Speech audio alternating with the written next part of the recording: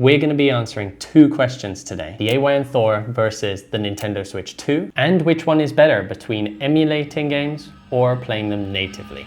Let's first start off between the comparison of the AYN Thor and the Nintendo Switch 2 with the build quality. The build quality on both devices are very similar, to be honest. They're both made of a hard plastic material. They're both very pleasant to hold in the hand, feel very ergonomic, but there is definitely a clear difference between the two of them with form factor. The AYN Thor is a lot narrower than the Nintendo Switch 2 and really resembles that Nintendo 3DS and DS form factor. It's a clamshell device with two different screens as well, so it really mimics that 3DS and DS. And because it's so narrow, it's quite nice to hold in the hands as well. It doesn't feel like you're super far apart or really awkwardly holding it. But with the AYN Thor, I do find it to be relatively sharp in a way. Like the corners aren't very rounded off and it does feel relatively sharp to hold, which is where this accessory comes in. I've shown this now in two separate videos about the AYN Thor. It's super easy to put on and you really get that ergonomics back of the device, and it really makes it feel like a proper controller. Extends your playtime way further, to be honest. Whilst with the Nintendo Switch 2, I do like the feel. It does feel nice initially, but I definitely feel that it's quite a bit heavier than the AYN Thor. It's about 200 grams heavier, is nearly a 40% increase in weight compared to the AYN Thor. So it's definitely a lot heavier. The two plus sides that the Nintendo Switch 2 has is that it is a bit bigger to hold. It's nicer to hold than the AYN Thor without the grip. The corners are well rounded off and it's very pleasant to hold for some time. Also, what makes the Switch a Switch, of course, is just the removal of the controllers. So even if you are going around traveling to places and you bring the device with you, you can just put it on the table and play it from the table setup, which is a nice flexibility to have as well. The hinge on the Switch 2 is also great. I mean, I've had no problems with it at all. You pretty much have all the flexibility you want with the hinge, and the build quality with that has been fantastic. I do find it difficult to play the Nintendo Switch 2 for a long time just because it is that heavy. On the plus side, compared to the AYN Thor, is that you have a massive screen, and this screen really does immerse you very well with the games that you're playing. And speaking of the screen on the Nintendo Switch 2 is an LCD display. It does look nice initially, and I do find it quite pleasant, but it definitely doesn't beat the AYN Thor's screen, which is a OLED display. This screen is just amazing to look at on the AYN Thor, and I really like just how the games, and especially the older games, look on these screens, because it really gives the games another life, really. I'll get back into the gaming a bit later into the video. Overall, what I really like about the AYN Thor's build quality is that you actually have glass on the whole interior of display. So the top and the bottom screen pretty much is completely covered in glass, as well as both of the displays are touchscreen. Of course, the Nintendo Switch 2 display is also touchscreen. Having this being touchscreen is also very nice to use as well. And a little aesthetic touch, which I really like about the Thor that the Switch doesn't have. It's just the LED lighting that is under the sticks, and it just gives it that extra bit of personality to the device. You could customize them to any color you want. Even that will give it a bit more of a personality than the Nintendo Switch 2 would. Overall, the build quality on both of the devices are actually pretty good, but in their own way. I haven't had any problems with the build quality. It's just been a great experience so far, and it feels like a premium device. Whilst the Switch also feels quite good, I do prefer the button feel compared to the AYN Thor, especially the triggers. Even though the triggers on the AYN Thor do move quite a bit more, as you can see here, it just doesn't feel as good or as responsive as the ones on the Nintendo Switch 2 do. Even though the Nintendo Switch 2 ones don't move at all, they're practically just a button. I think it's just the shape of it makes it a lot easier to press and a lot easier to interface with these buttons on top. Both of the devices are built very well, and if you just take care of them responsibly, then they will last a very long time. But what it could also do, of course, is that you could connect it up to the TV with the dock that comes included. This dock can display at 4K 60 FPS. The game quality just looks really good on the TV. And to be honest, I've been playing the Nintendo Switch 2 mainly on the TV for a couple of reasons, which I'll also get to later on. But having the three different ways to play really gives you a bit more comfort, as well as just the choice of being able to game and play games in different ways. And giving that flexibility for pretty much console level graphics is super impressive. It's really nice to just take with you when you can. The AYN Thor is definitely built for more of a travel companion. Not only can you use this as a travel companion and just play it around wherever you are,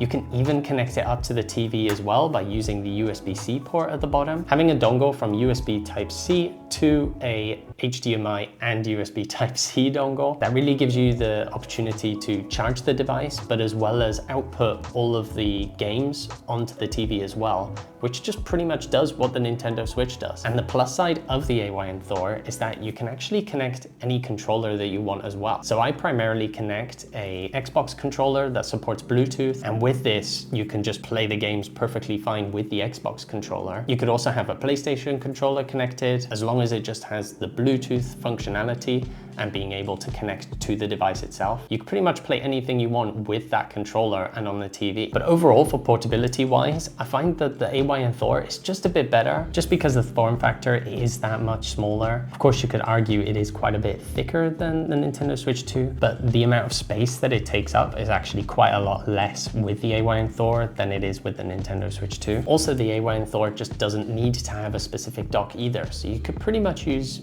any adapter really that goes from a USB Type-C to an HDMI. You can output all of that. So both of them are actually very comfortable, but in their own way. With the Nintendo Switch 2, you really have the 3 options that you can choose from, and it really gives you that comfort of just being able to choose how you want to play with the console. If it's just with both controllers, or controllers in the grip, or even buying another Nintendo like Switch Pro controller and then playing it on the TV with that controller. There's just a lot of different options you can have when playing with the Nintendo Switch 2. Whilst the AYN Thor does have quite a lot of options, it doesn't have as many as the Switch 2, but I find that the portability of it just makes it way better because it's so much smaller and so much lighter. The portability is just there and gives you that comfort as well. Whilst also being able to play it on the TV is also a massive game changer as well. So if you're going to a hotel and you wanted to play some games, then with both of these devices, you could just play it on the TV at the hotel or the Airbnb. And to be honest, you could kind of mimic the playing on the table feature with the AYN Thor as well. If you just have like an Xbox controller or a PlayStation controller, you could just leave it on the desk like this and then just play on the top screen with the controller. The AYN Thor definitely gives you all those possibilities as well, just to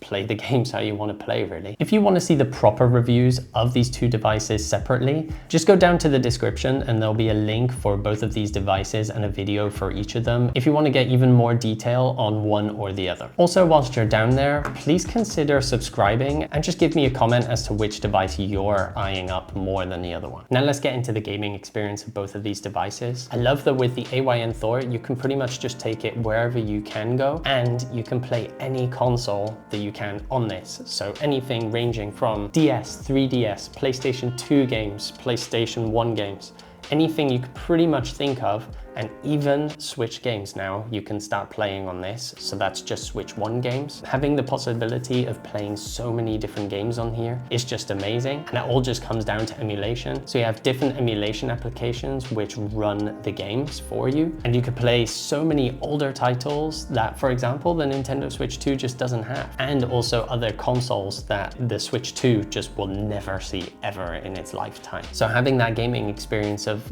going back to your older childhood games and just trying newer / older games that you've never tried before and replaying them again on the AYN Thor is just such a great experience to have. The one negative thing about emulation though, which I've been seeing on the AYN Thor, is just optimizing the games, trying to get them running as smooth as possible. It took me a good 3 to 4 hours to set the whole device up and get the games that I wanted to have running really well on this. But once it runs well, it runs really well, and it's just finding that optimization for the games for it to run as good as possible. And that takes a lot of time, sadly. With playing the games on the AYN Thor, I have noticed that there's definitely a bit of crashing sometimes. Not a huge amount, seeing that the possibility of it crashing more than in Nintendo Switch 2 does is a bit of a negative point, of course, but for the amount of games you can get on here and the type of games that you can get on here, I think it more than outweighs it. And you can also optimize the games a bit better so that it crashes a lot less. So it's just finding that sweet spot, and it's really a tinker machine to get it all aligned, really. Whilst the Switch 2 is of course a native console, so you're pretty much just going to be playing Nintendo games on this, but also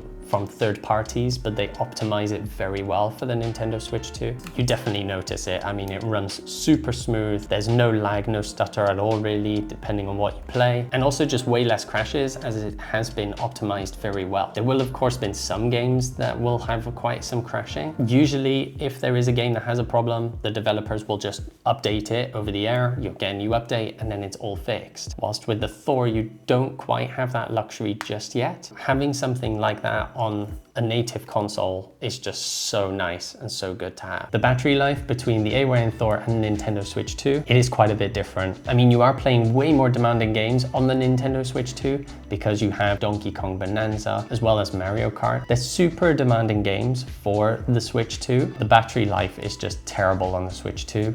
You get around 2.5 to maybe even 3.5 hours if you're really lucky, depending on the game that you play. For a portable device, I think that is one of the worst aspects of the Nintendo Switch 2 is the battery life and how problematic that is. Having to look for a power outlet or carrying a power bank with you all the time is just even more stuff you have to carry with you to be able to play this device. Whilst with the AYN Thor, of course you're playing the games, but they are being played at an upscaled resolution of them. So you can play 1080p versions of the Pokemon games, of Mario Kart DS, and like Zelda Link Between Worlds, of course. But the battery life on this is just so much better. 10 to 15 hours in total with a mixture of every type of gaming that there is. Battery life's just been outstanding with this. It just further improves the playtime on the device. And if you really wanted to extend the battery life, of course you could actually just downscale everything. So you have still better resolution than native, but the performance and battery life will be enhanced as well. The flexibility of the AYN Thor with the extended battery life is just so much better than the Switch, I find. The last thing we have to get into is the price, because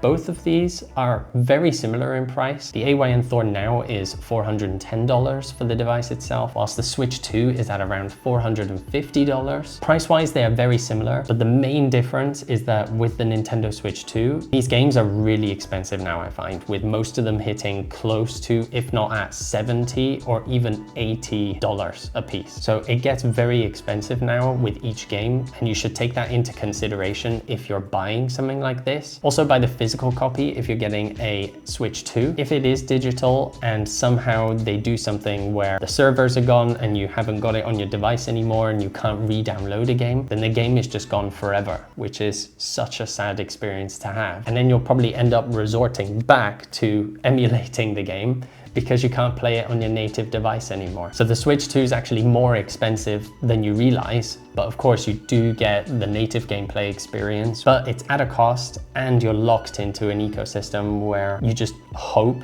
that it will stay on your device for as long as it can. Whilst with the AYN Thor, it is just, you buy the device, and that's pretty much it. You look for your games, you download the games, put them on, set it all up, and then it's all ready to go. So the initial price of buying it is pretty much exactly what you're gonna get. Of course, you could buy accessories as well, which will up the price. But in general, you don't have to pay for any more games, and you have all those games that you can add to that device. So which device would I go for? Would I go for the AYN Thor, or would I go for the Nintendo Switch 2? And to be honest, even though it's actually quite a difficult choice for me, I would still choose the AYN Thor, purely because I can go back, play all those games, and at a much affordable price. So if I could only choose one, then I would choose the AYN Thor because of the price, and of course having that nostalgia feeling of being able to play all the older games as well, and newer older games just further enhances this experience. Also, the battery life just makes a massive difference as well, especially for a portable device. But I can definitely see the appeal of a Nintendo Switch 2. It is an amazing bit of tech, but especially now